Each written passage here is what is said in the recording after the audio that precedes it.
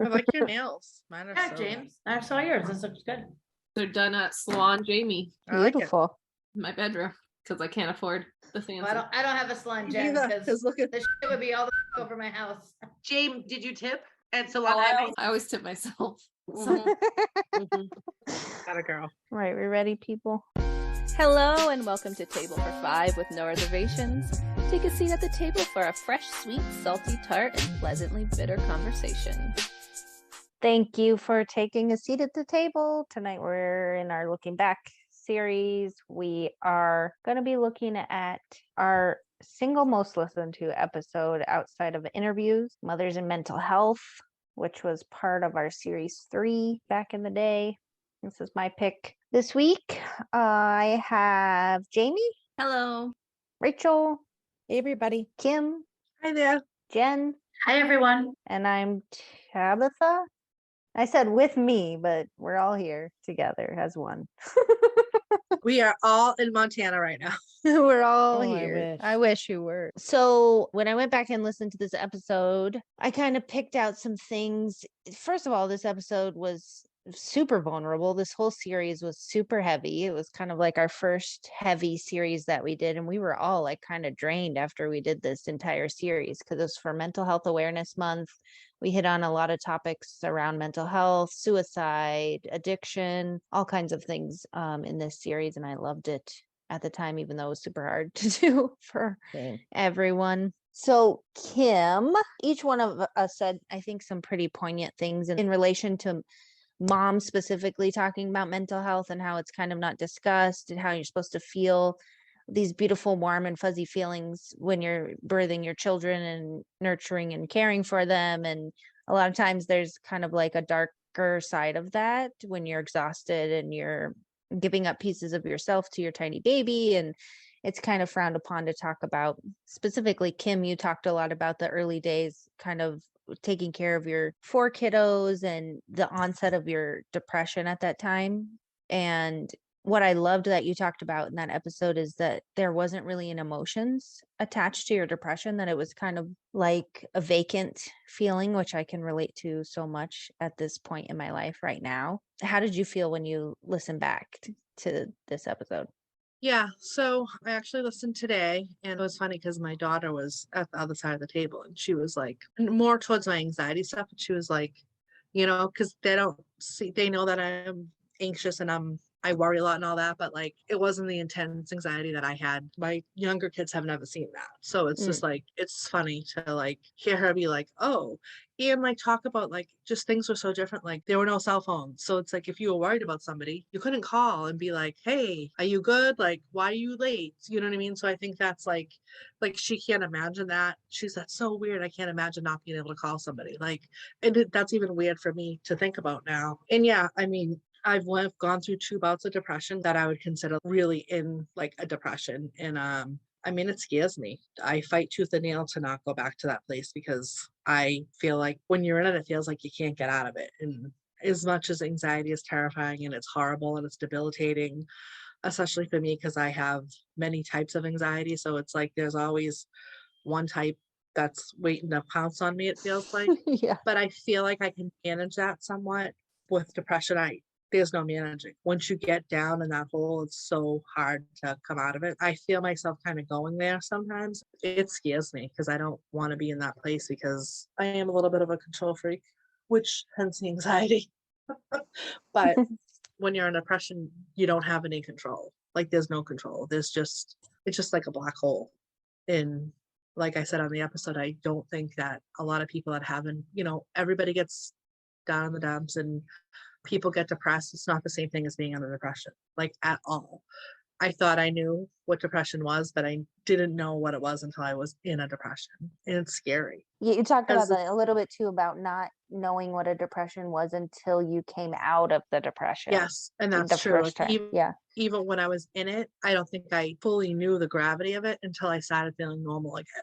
Yeah, I got up, I took care of my kids, I did what I needed to do, but I was literally just walking through the motions. Like, it's like you're so detached from your own feelings, from your own emotions, from all the things that normally like bring you joy and bring you happiness, even though it doesn't always feel like you're doing that. You know what I mean? It's like when you're completely detached from those feelings, like it's almost like you're a robot. Depression is sneaky.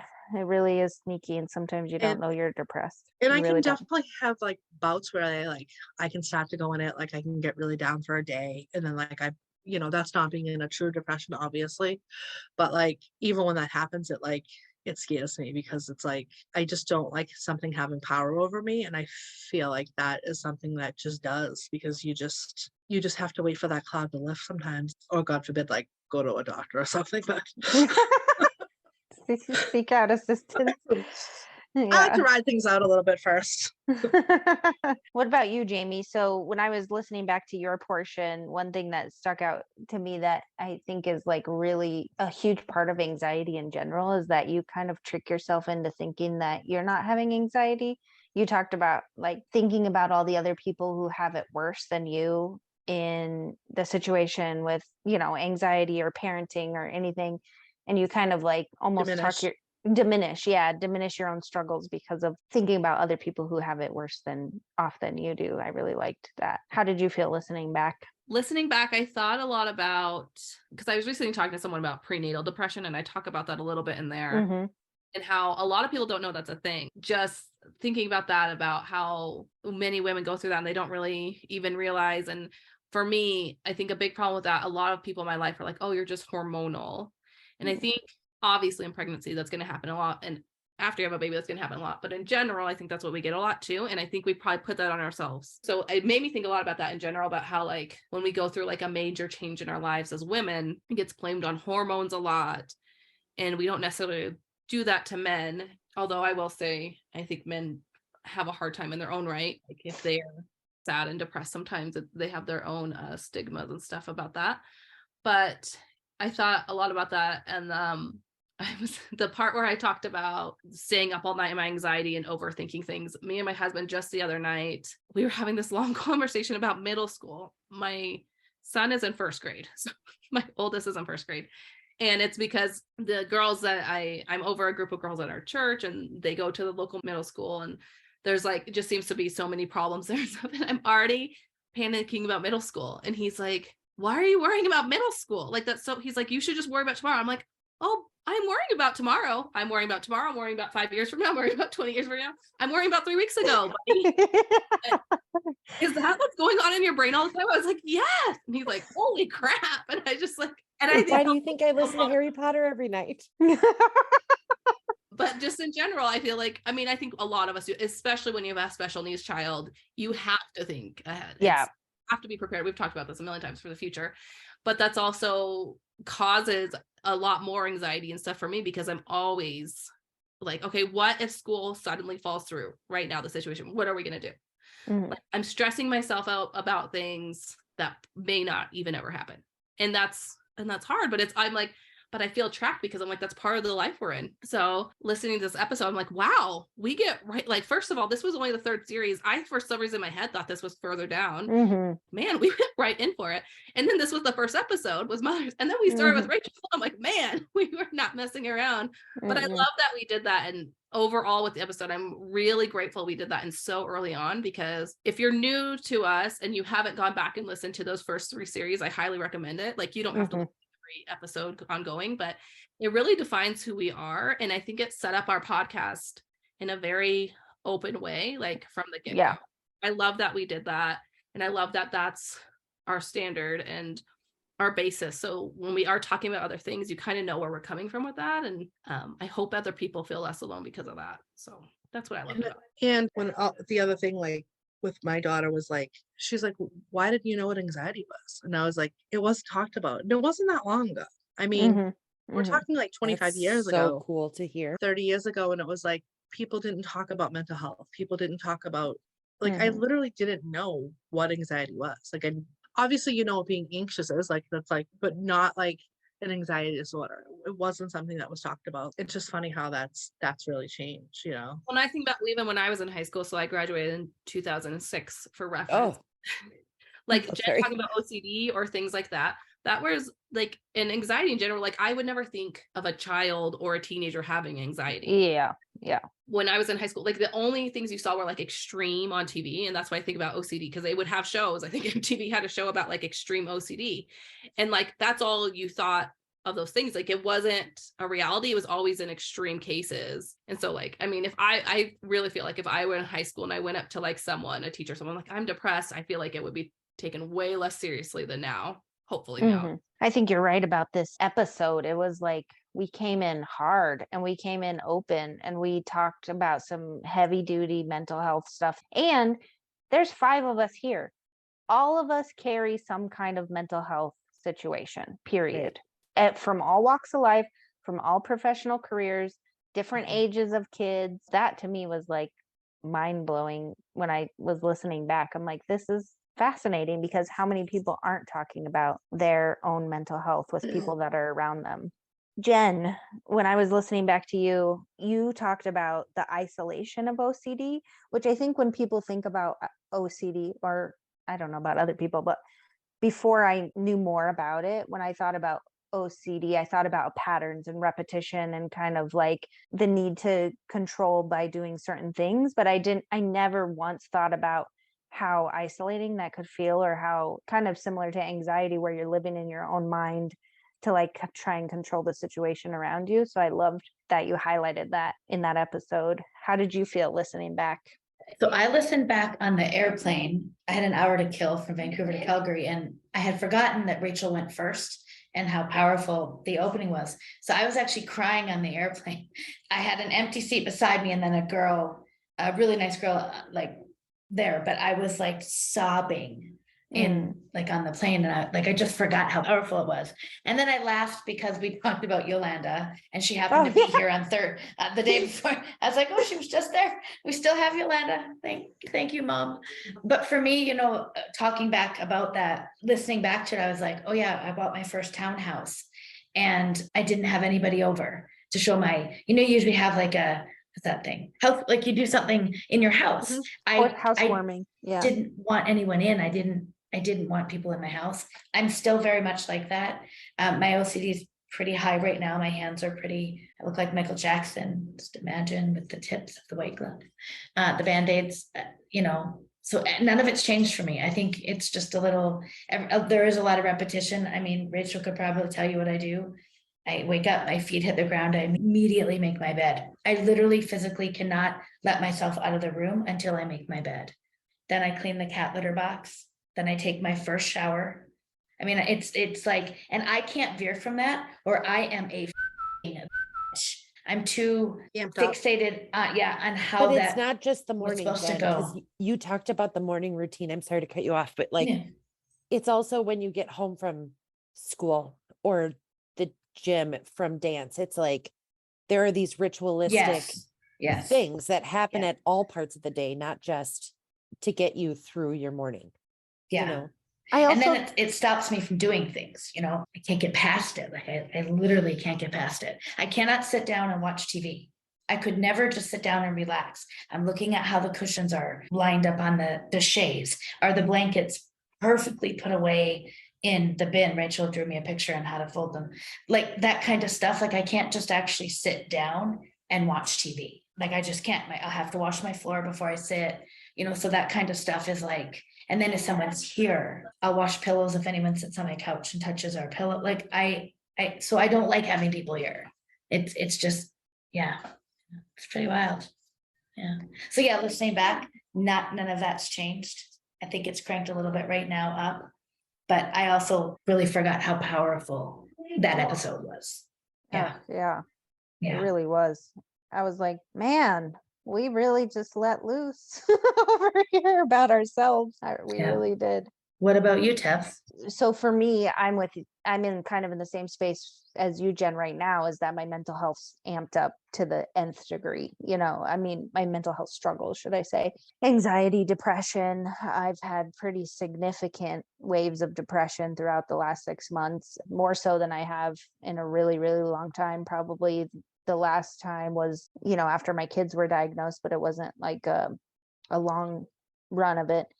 So listening back, I kind of the one thing that struck me so hard with all of us is that these are lifelong struggles. It's not just something that kind of started in our 20s, or maybe we recognized it at that time, but we can float back to childhood. We can float back to different times of our lives where we've had these mental health pings, and I don't know if that's kind of one of those things where is it genetically prone or not, but for me specifically, I have been on the struggle bus, no doubt about it. I mean, some days I'm kind of in that space that Kim talked about with her kids, where it's like I'm going through the motions some days and just making it through until my head hits the pillow at night.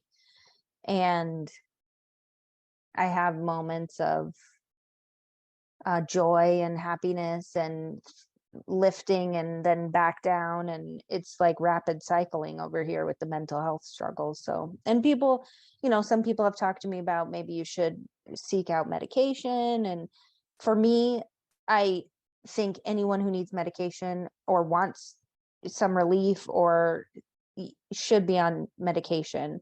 For me personally, like I have dealt with this my entire life, and usually I treat my mental health with therapy outside of medication, because I'm really like, my body's really susceptible to medication in general, and finding the right fit is hard. And I've been on anxiety meds in the past, specifically for sleep, but I've never really sought out anything in relation to depression, just because I usually use outside tools like being around people who I love and going out into nature and, try and lift the fog a little bit, even though I don't want to.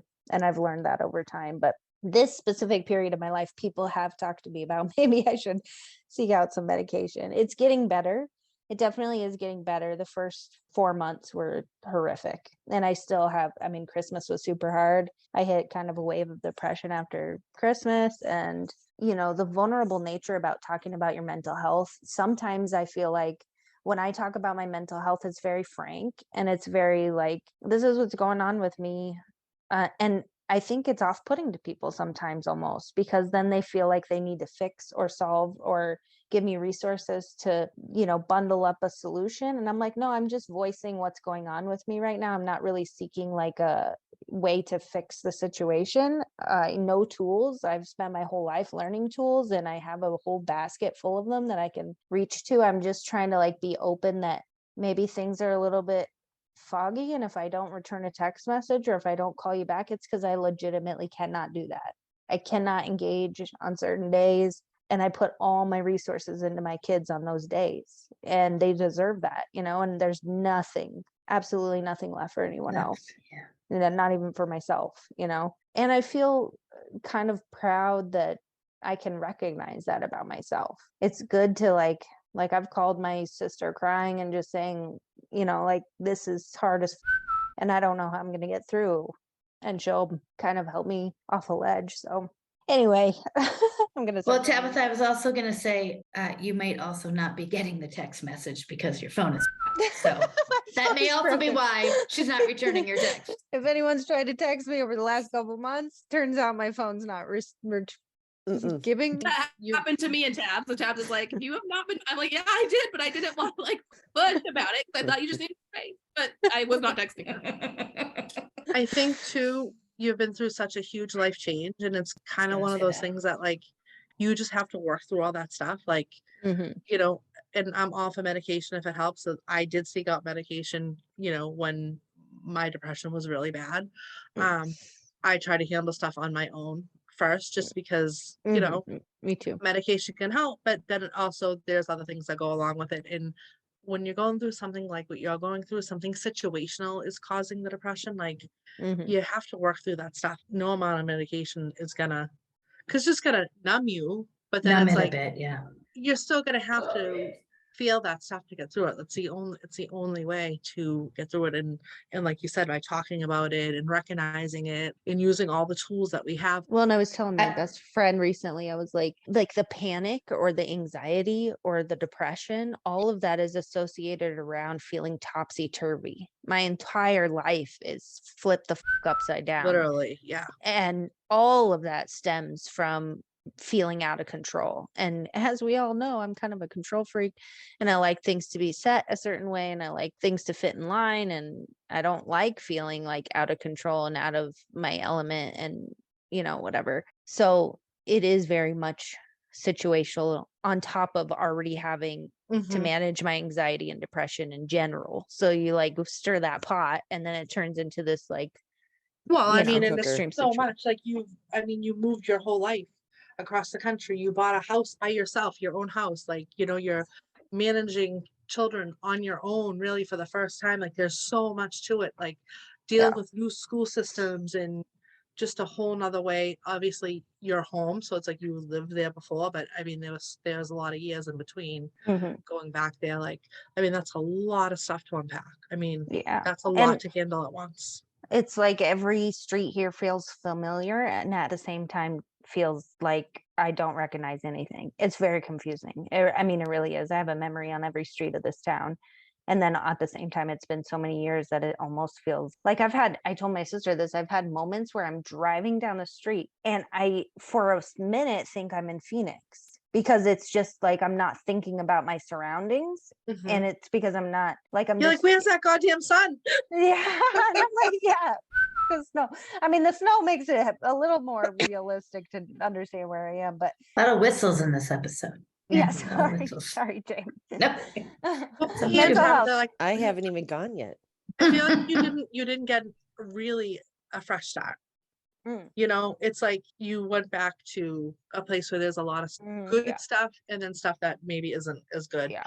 So like, I feel like that also complicates the whole, People don't think I'm losing my mind. I'm not having delusions. I'm just saying that in that moment where you drive down the street and you're kind of in that just autopilot, it takes me a minute to remember where I am. know. Plus, Montana's like, don't call anybody about me. I've driven to like an old house before, and you move and are in the same town and you like drive to that same place. I was going to say though, for some people, and maybe for some people that are listening, this may sound really silly, but I really kind of put depression together with it maybe not being an outward emotion for people to see. When Robin Williams passed away, I thought, wow, here's the happiest guy on earth, the funniest guy all the time, and he was suffering in silence. So I think that I mean, for someone as even keel as me, it's always hard to tell where I'm feeling, but people don't always show that. Yes, that exactly. sadness. You know what I mean? Yeah. And then the other thing which I forgot to say about medication is I did try medication. They did put me on actually Prozac for it. And I guess my daughter gets it for me. I couldn't take it. It was literally making me go crazy.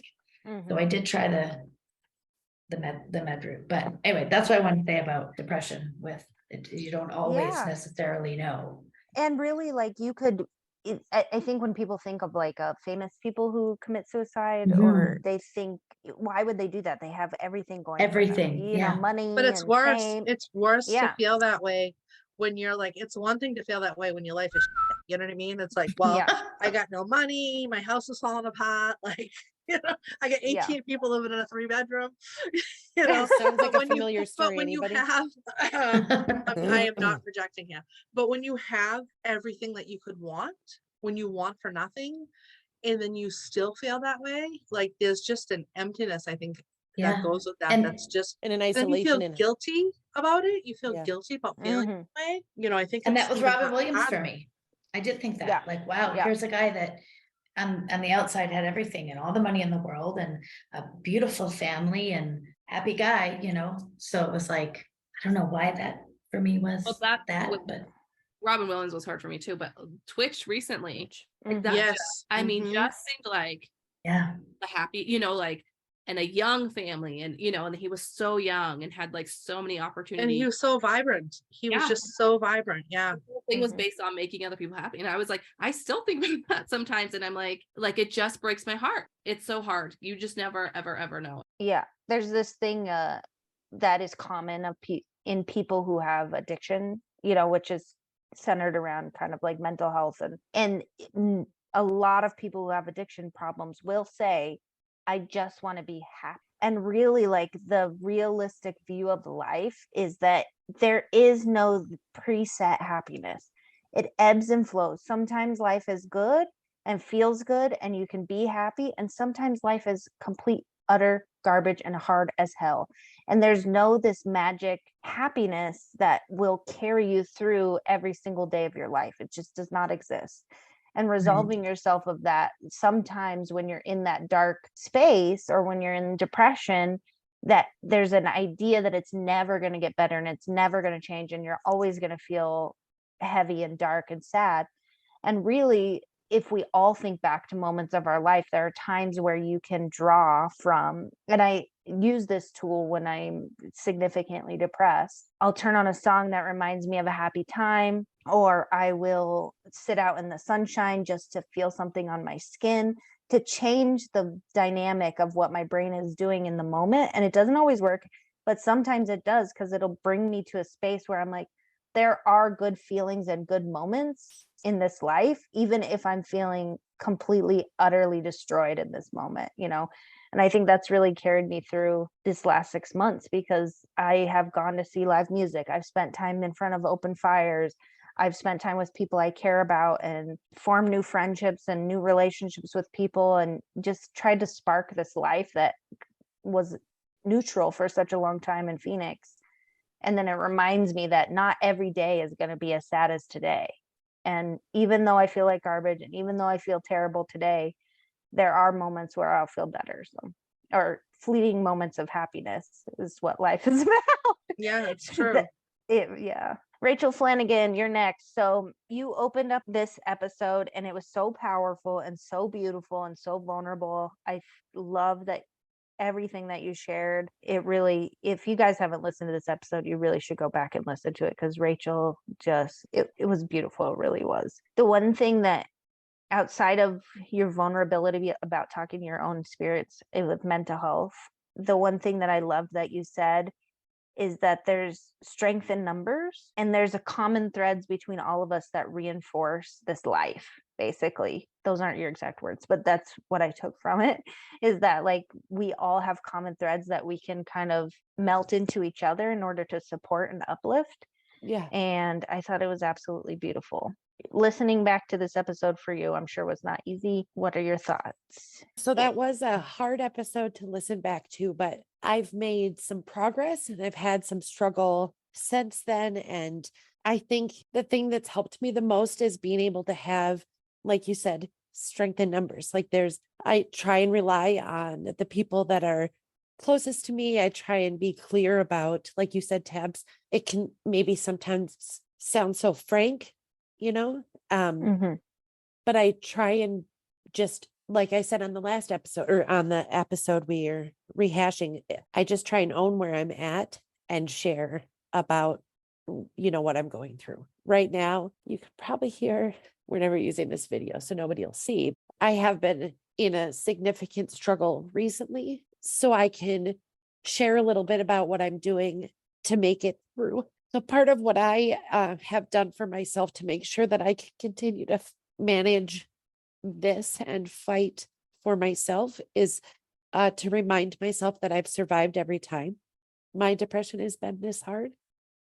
I have a crisis plan in place and I stick to it because my life depends on it. I am a person who's relying on medication, which after like 5 different, like 2 different pills and 5 different, you know, kind of tweaks of dosing, I feel like I'm smiling and laughing freely for the first time in months. I live in Minnesota, and I recently got a medical cannabis certificate so that I can use cannabis to treat PTSD, which we didn't really discuss in our last episodes, or I'm sorry, our mental health series, but our life has been pretty traumatic.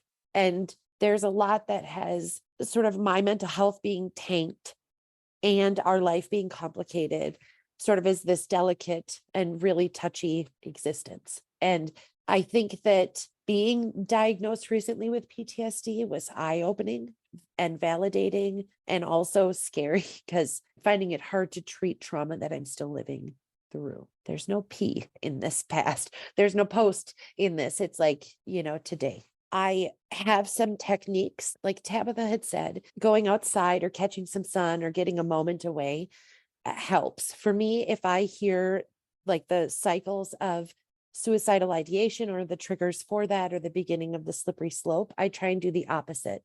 So if I'm sitting on the couch and I'm struggling, I try and start walking. If I'm walking and I haven't, and I'm just like busy as a bee and I keep moving from one thing to another to find some sense of accomplishment or whatever through my day, and I catch myself moving that quickly, I try and sit down. And like, I just try and do the opposite of what it is that I catch myself in when it's happening. It's hard to navigate a hard day when you're feeling like this because it feels like the beginning of a deeper struggle. And so for me, it's just really been about managing what I'm hearing in my inner dialogue, like just saying that that's my depression, saying that like it has nothing to do with my actual worth. What's happening, it's just a consequence of my struggle. And if I title it, it's like you name it to tame it, like I can say, okay, that isn't valid or clear. Like the world is better with me in it. And I just try and repeat that. I will say for 1000%, this world is better for you being in it, Rachel Flanagan. Shining spirit of happiness and sunshine that you bring to us all. You're always thinking about others, even when you're in your own struggle. And it's like something really special about you. And this girl can Google anything. Okay. You need to find something, like she'll tell me where something in my city is. I hate calling people and I need Rachel to call people for me. Yeah. And to send me Yeah. period. I really appreciate. Period pies. Hashtag period pies. That's really one of my tricks to help myself if I'm really struggling. I try and put out into the universe, try and friend so hard and with intention, not like I'm fishing for validation, just like I'm feeling so isolated and I try and validate something that I do have and honor what I love about a person. I feel like I'm sure you'd rather answer your door to a cherry pie than later a letter from me. Like it's just an action to not be writing a note. And I think it's a good coping skill because it reinforces what I have and it makes sure that I stay connected. Yeah, it probably helps fill that void a little bit. So that was one thing which we all kind of talked about when I was listening back to this is like individualized tools that we've come up with to kind of manage our own mental health. And, I think there's mental health is just as individual like when I think about our kids and the bracket of their diagnosis of autism. We all have common threads with our kids, and we also have very individualized children in their own right. I think mental health is very much like that. You can label it depression. Your depression may look like not getting out of bed. Your depression may look like not feeling. Your depression may look like, over consuming or gambling or addiction or I was going to say excessive spending, any of those things are all depression under the umbrella of depression. And it looks different for each one of us. And so the tools that you find for yourself, some of the things that we've talked about are individual to you as a human being. Like what makes you feel good on the inside? What can remind you, as Rachel said, that your value is here, that you have a specific value to this world and the people around you and the people multiple value. And a lot of times with depression, you end up isolating the people around you unintentionally and you feel lonely. But I have used this tool as well as like reaching out and maybe healing some of those wounds or having the conversations that sit in the background that make you feel like garbage. Putting it out openly sometimes can change the narrative, and sometimes you do have to cut people out of your life to feel better and to live a better life. It's a balance. It's all a balance. And learning things about yourself from someone else who can see you from the outside, I think is invaluable. One thing that for sure that I struggle with is seeing the growth and seeing the success and seeing the good things that I can put into the world as other people view me. I still have an internal dialogue of a little girl who was wounded. So coming up from that, basically, if you guys have any other tools that you haven't talked about already, does anyone want to say anything else? Because I'm rambling on about mental health. I think an important thing is to put yourself first sometimes. I know we're not the greatest at doing that, but when it comes to your mental health, like if you just need a day to lay on the couch, then lay on the couch. Like take that day. Or if if you don't want to go to something you committed to, don't go. Like too bad. So sad for everybody else. Like you have to sometimes do what's best for your own mental health. And other people may not understand it, they may not like it, but you have to do it. I think also on top of that, it's like remembering last year, the holidays were really hard for me, like unexpectedly. I was very excited about the holidays. My whole family was going to be together. And I hit a really hard wall and I kind of had a little mental breakdown.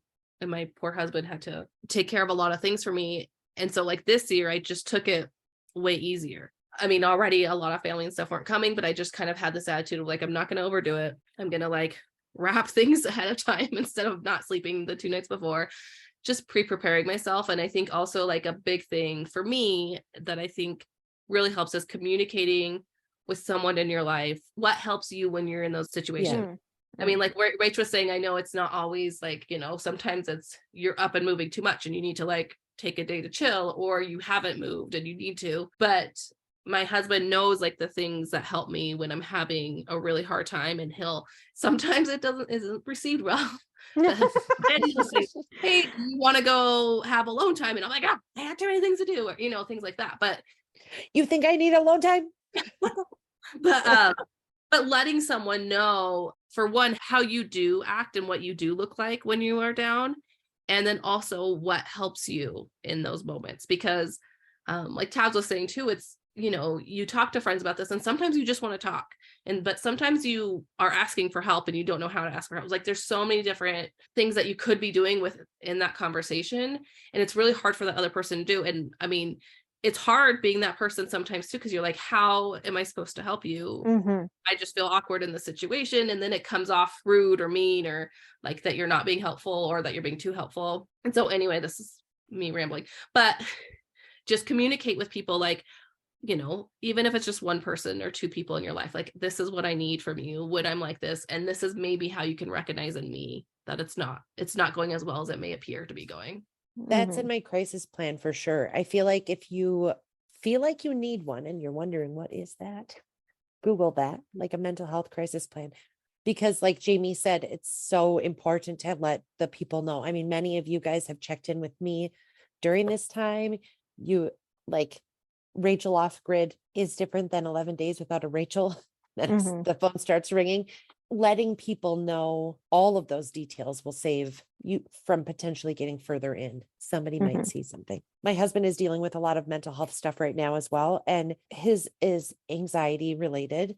And recently we were discussing how, we have all these tools to help our daughter who has rapid cycling bipolar, but also anxiety. She has autism, and we've learned lots of tips and tricks, right? Like through all of these different therapies. And we talked about when Celie is struggling, how we use redirecting, and we use these tools, and we use stress balls and different textures, and eating something salty, and all these different things, and that we can and should be using those techniques as well.